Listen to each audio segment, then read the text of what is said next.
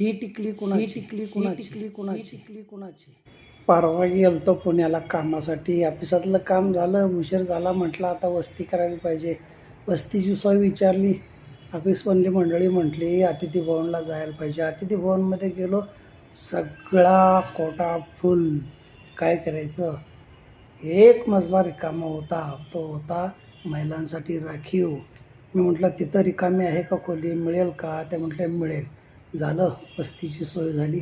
परत आल्यावर बॅगेतले कपडे काढल्यावर बन्यानावर टिकली बघून बायको म्हटली ही टिकली कोणाची. आता काय सांगायचं, पंचायत झाली. माझ्या पण लक्षात येणार, तरी पण मी म्हटलं तुझीच असत. ते म्हणले हां, माझी असते टिकली असते का?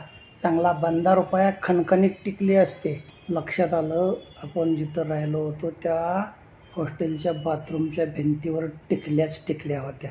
त्यातली एखादी टिकली बनियानला चिकाटली असणार.